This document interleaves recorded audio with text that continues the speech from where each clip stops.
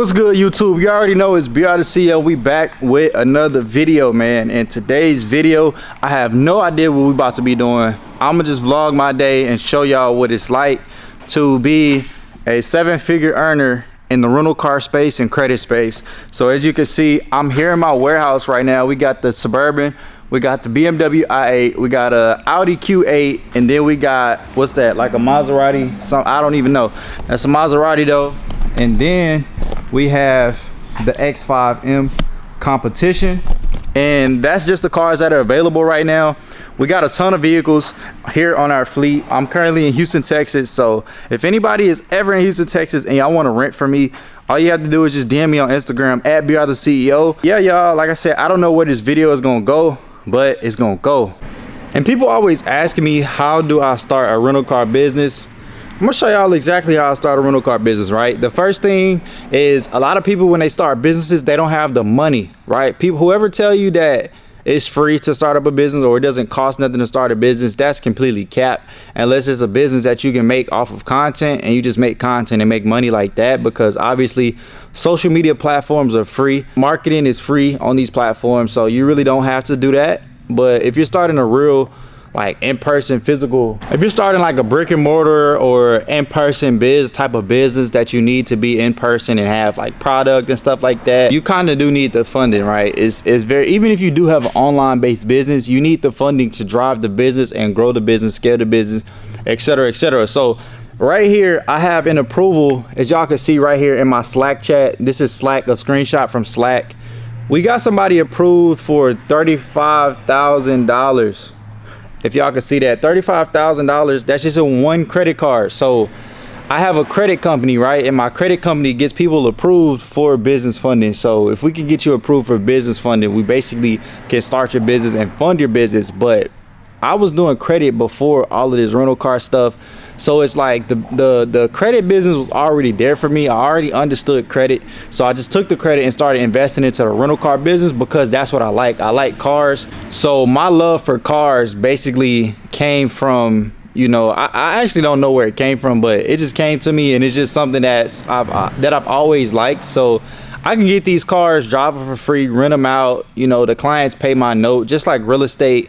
You might have your tenant paying for your house note or your house mortgage. Same thing in the rental car space. Clients pay for my car notes, but I get to drive these cars every single day. Now, I do have my own personal fleet that people don't touch. So a lot of y'all might be like, oh, I don't want to rent out my car. Well, get your car and have these cars out here in the rental car fleet paying for your personal vehicles. And that's the whole name of the game. And leveraging credit and leveraging just other people's cars in general. But not only do my investors have, you know, passive income with their cars, I also have passive income off of this rental car business. So that's how the rental car business is ran. That's how I built my business. That's how I started my business, with just business funding. And that's just one credit card. We get people approved up to $200,000, $300,000, $400,000 sometimes in just business funding and credit cards. So if you think you qualify for business funding, just go to my Instagram at BR the CEO, and I will see if you're approved. And then we can run you through the process, even credit repair to funding, to starting your business, to building cash flowing business. Like, I can help you walk through the whole process. And this isn't like a mentorship. Yes, I do mentorship, but I more so have a credit consulting business. Like, we consult people on what exactly to do with their credit, how to build their credit, how to repair their credit, etc., etc. And it's sometimes a done for you service if you choose to do a done for you service. So I'm not trying to sell y'all a mentorship or anything. I'm actually teaching y'all that, hey, I have a credit business. If you need credit services, just let me know, and my team will take care of all the credit services you need. And that's enough yapping. I don't know what we're gonna do in this vlog, but like I said, it's gonna do. So as y'all can see, this is the BMW X5M Competition, and it just got back today. So as you can see, it's kind of dirty. I might take it and get it washed or whatnot, but I'm gonna be driving this car for today until it gets rented out again. I'm gonna come back and bring it to the warehouse, get it rented out. But this car was out on a private rental. What is a private rental? A private rental is basically whenever I rent the car out directly to the client. There's no Turo in the middle. There's no middleman in the middle besides the client's insurance policy. That's basically what's keeping my car protected during the time of this rental. And yes, this BMW X5M just came back like from a 3-day rental. from Friday till today, or Saturday till today. Yeah, because today is Monday, but it was out 3 days, whatever that is. But yeah, y'all, whenever you take your cars off of the Turo platform and put them into your own private fleet, like most of my rental cars is private rentals, and that's because Turo takes, like, of course they take their fees and stuff like that, but you can't be competitive with Turo. The prices on there are just way too cheap. So it's like, I don't even try to rent my cars out on Turo anymore. I just tell everybody, like, hey, you need private insurance, you know, your own personal insurance when you come and rent from me.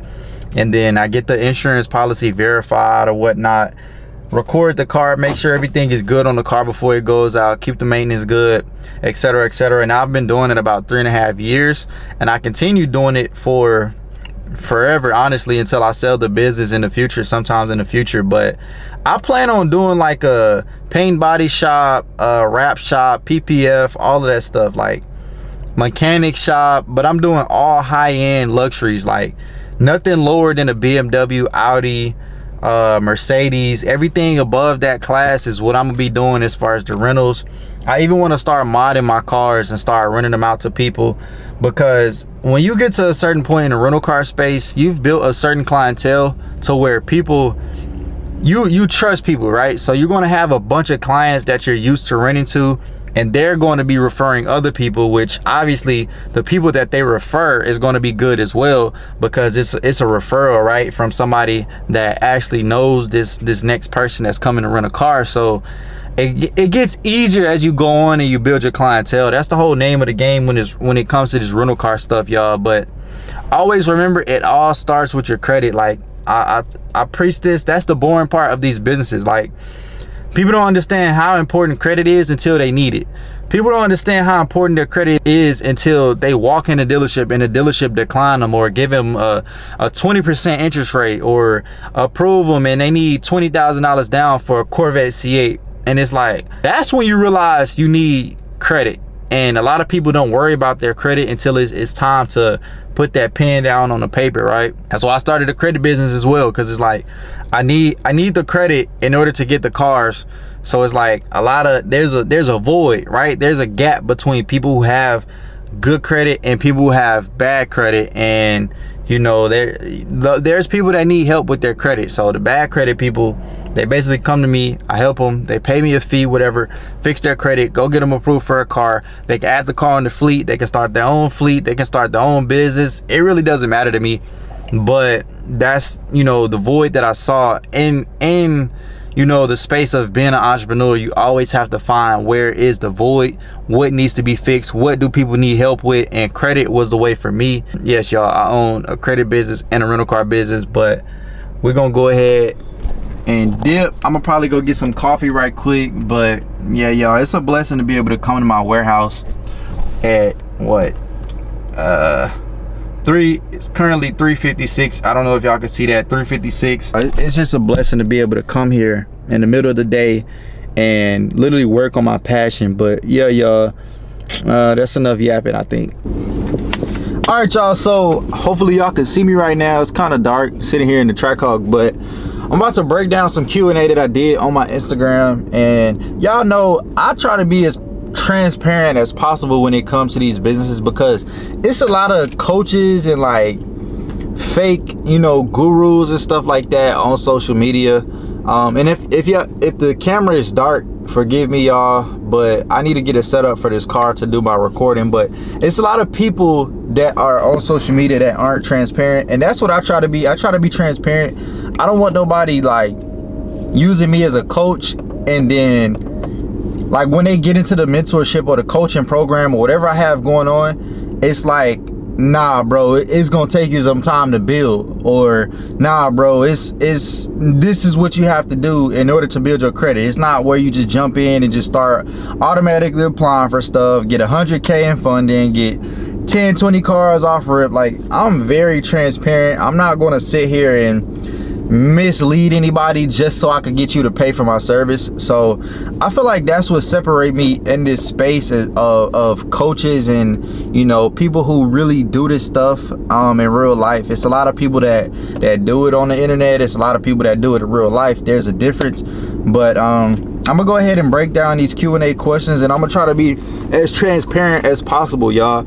So the first question is, do you need a license or a permit to start a rental car business? The question or the answer is no, you do not need a permit or a license. You do need an LLC because if something happens in your car, you do want to, you know, show that you're a real business, you're a real entity, as well as for contract purposes. So I teach people how to get other people's cars to rent them out. So a lot of our cars we don't own. Obviously that's for liability protections. I don't want to have too many personal cars on my personal name that I'm renting out. It's just too much liability. So I am partnered with people, and in order to partner with people, you need a contract. In order to have a contract, you need to have an LLC so that contract can be legally binding. But other than that, you just need an LLC. There's no special requirements. Of course, that might vary state to state, but here in Texas, I'm in Houston, you don't really need that. Number two, do you need a special type of business insurance for a rental car company? Great question. No, you do not need insurance for a rental car company. Now, if you want insurance, like specific insurance on your specific vehicles, then that's like a personal preference. But to start a rental car business, you don't need any type of special fleet insurance. Another question I get is, what type of commercial insurance do I personally use? I don't have commercial insurance, right? You don't need commercial insurance to rent out these cars. I've tried multiple insurance companies and stuff like that. They just don't fit my needs, considering I don't own most of these cars. The only cars that I own is like the Trackhawk and my Nissan, and then the Jeep that I just sold. But every other car I don't own. I don't need to own them. I drive them every day. Like if they're available, you know, if they're available for rent, I could drive them. It's like, why do I need more personal cars? It just doesn't make sense. But yeah, I'm getting a car myself. You know, I'm getting something next that nobody's expecting. People were saying get a McLaren. People saying get a Lambo. I'm getting a supercar, but I'm not getting nothing that everybody else has. So y'all stay tuned for that. And also, if y'all haven't subscribed already, please subscribe so y'all can see the journey. I have 112,000 followers on Instagram, and those people, I feel like they just follow for information and game. I'm trying to build a real audience here on YouTube. I'm saying that I don't have a real audience on Instagram. It's just a short form content type of audience. Y'all know y'all are like family. Y'all are sitting here watching my video, and I appreciate that simply because I feel like I'm building a real audience with y'all right here. So if you haven't subscribed already, go ahead and subscribe. What are the legal requirements for renting out vehicles to customers? So the number one legal requirement to renting out cars to other people is the rental agreement. So when somebody comes to you, they need to have an insurance policy. They need to have a driver's license, physical address, and like they have to be a real person. They have to come with the right documents. You combine all of those documents and put it on a rental agreement. If your car is involved in an accident, involved in a shootout, involved in a break-in, carjacking, somebody steals the car, the police call you and like, hey, your car was involved in this and that, which has happened to me, you need that rental car agreement. That's the first thing. The insurance, the police, anybody's gonna ask you for that rental car agreement. That's the first thing. If you don't have that, you kind of cooked. So don't rent your car out without a rental agreement. I don't care how good you know the person, because even if you know the person really good, it could be your brother or sister. Your brother or sister can rent the car and let somebody else drive it, or somebody else can convince your brother or sister or your family member, hey, let me borrow a car. Your brother or sister might pay for the car, and the person, like your brother or sister, might give the car to somebody else, and that person might go do something with the car and give your sibling the car back. Like I see that all the time. Like people are always renting out cars to give them to other people, and it's specifically always females renting for their boyfriends or somebody that they know, because I feel like females are more so easygoing. Like they don't, like if you ask them for something, they'll be like, yeah, I'll go rent the car out for you, let me go do that right quick. But they're not thinking like, this person that I'm renting this car for, might go do something with this car. And it's been instances where the police will call me and be like, hey, your car was involved in this, go get your car. Now in Houston, I'm known for rentals. I'm known for doing rentals out here in Houston. So it's like, the police know who I am, especially when they go to my social media. Like, police do that. Like, they'll go to your social media and like they'll call me and be like, hey, somebody's doing this and that in your car, go get your car. Like, they don't accuse me or anything. I really rock with that. Like, they don't really be, just because my car was involved, they don't be trying to like press me about it. Like, they just be like, what happened, what's the person's name, email, stuff like that, phone number, etc., etc. I just give them the rental car agreement and they handle it from there. I don't have to hear from them again. But yeah, you do need a rental car agreement. Okay, another great question is, should I lease a car or should I finance a car? I'm gonna tell y'all the difference. The difference between a lease and a finance, right? A finance, you have unlimited mileage, and that's pretty much it. That's pretty much the difference. A lease, you have a specific mileage that you can't go over every single year, and you can only, I think the maximum, depending on your dealership, the maximum is 3 years that you can lease, and you can only drive the car a certain amount of miles every single year. So you have to watch your mileage. And with the rental car space, I'm not gonna lie, y'all, these cars are going to be high mileage in the beginning. When you start scaling and going towards the luxury vehicles, you can kind of restrict your mileage and tell clients like, hey, you can only drive 100 miles per day, because these are luxury cars. These aren't cars that just be driven all day doing DoorDash and all of that type shit. You can't do that.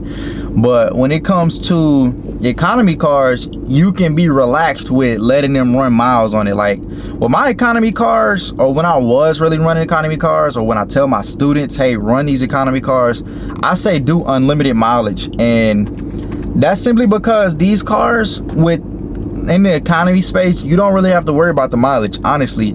Especially when you get the specific cars that I tell you to get. Those cars specifically hold value. That way you don't have to worry about how much mileage you're putting on the car as far as these economy cars. Like, it's specific economy cars that I tell my students to get, to where one, they've already lost the depreciation and you don't have to deal with depreciation, or two, it's just a great car that doesn't lose value.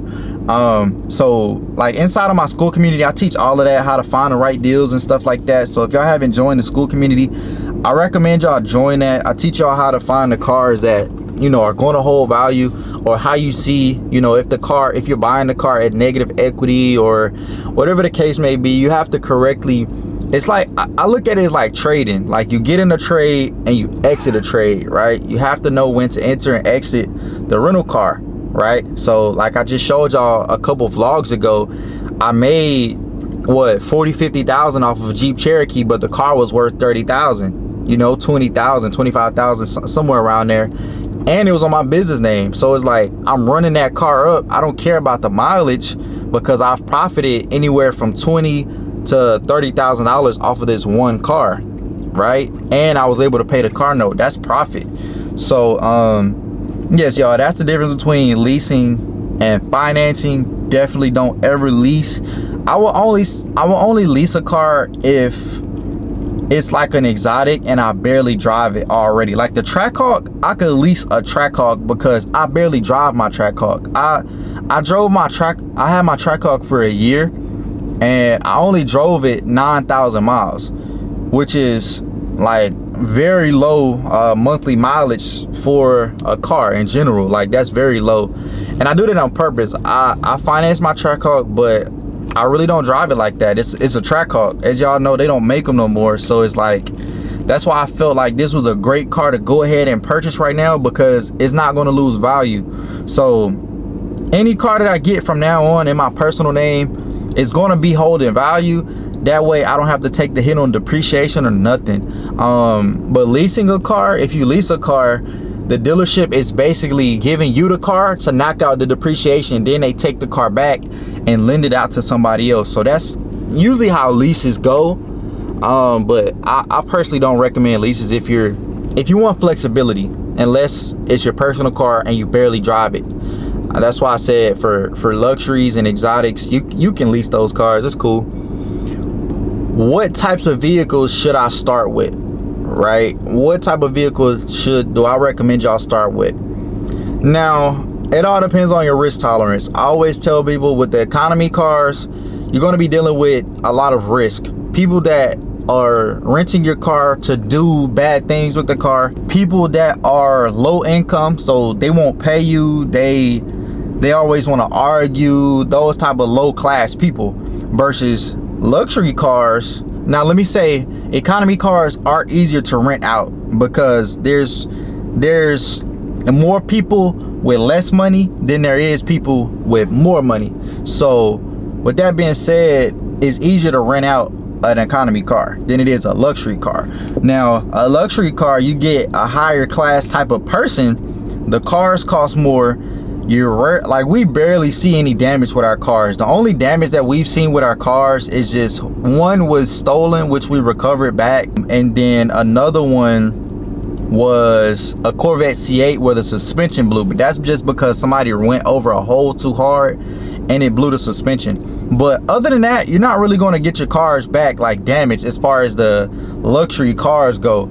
So when I say there's a different type of class of people, you got people that, you know, don't take care of your cars, and you got people that do take care of your cars. And another thing is, with the luxury cars, people take care of your stuff more, but those luxury cars are harder to rent out in the beginning. So what I recommend if you're starting off in a rental car space is to definitely like start with the economy space. Start with like 2 cars. Check and even see if you even like the rental car space. If you like the rental car space, graduate into luxury cars. If you don't, then just stop doing the rental car space, and now you just have the knowledge of, okay, this is how credit works, this is how financing works. My credit is built now because I financed 2 economy cars, you know, stuff like that, and go ahead and scale from there. All right, I'm gonna answer one more question for y'all, and I'm just picking the good questions, right? How do I protect my vehicle? Now, I've already went over in a previous vlog how my insurance works, how you know, verify and check on the insurance and stuff like that. So I'm not going to go over that, but I will say I know the owner of a kill switch company out here in Houston. They actually do all of my kill switches. They do my tents. They do a lot of stuff for me. So I got cool with this company, and I ended up meeting the owner of this tracking device. It's called Trackhawk, and it's funny, I swear to y'all, I did not pick this company because it was named Trackhawk. I didn't even know the company name was Trackhawk. I just knew the owner of this paint body shop, and he basically was like, yeah, I own this tracking device called Trackhawk. I was like, for real? That's tough, right? So the thing about Trackhawk is I know the owner here in Houston, Texas. So if anything was to happen, for example, we had an incident in one of our cars a couple months ago, like a bad incident, and the police had to come and like check all the records on the car, but we couldn't check it on our phone. Like, we couldn't just show the police on our phone. They had to pull up in person and actually look at the records on the computer. That company had everything in line. The people in the car, or the family to the people in the car, was like, hey, you know, y'all kill switch the car, like as in us. Like, we was like, we didn't kill switch the car, so here's the proof, right? But we had to prove it on the back end. I couldn't prove it on my phone, right? So we're proving it on the back end. When the cops came into the Trackhawk kill switch spot, they went over the, you know, the analytics of the car, and they actually saw that we did not kill switch it. And that goes back to the instance to where somebody rented a car and gave it to somebody else, and then the person that was in that car, like, yeah, something happened. So I don't know if I can say that on YouTube, but something happened to them, and that's just what happened. So yes, I use Trackhawk kill switch. They install all of my trackers here in Houston, Texas. If you can't get to Trackhawk here in Houston, Texas, you might have to order it online and just have somebody install it for you. But y'all can always contact me, and I will plug y'all in with the owner. I'll give y'all their number and stuff like that, and they'll take care of y'all. And another thing I do is put in other tracking devices, not AirTags.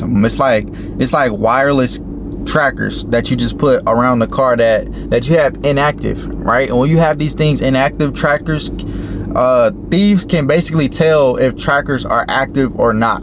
But with these, if they're off, they can't be, you know, a thief can't tell if this car is on or if the tracker is on or off. I can't even talk right now, but they won't be able to tell, right? So if your car is stolen, you basically activate these wireless trackers while the car is stolen. That way you can go ahead and pull up the GPS or whatever, but the whole time it's been inactive until the car was stolen, right? But y'all always want to go through y'all's procedures, make sure all of this stuff is working before the car goes out.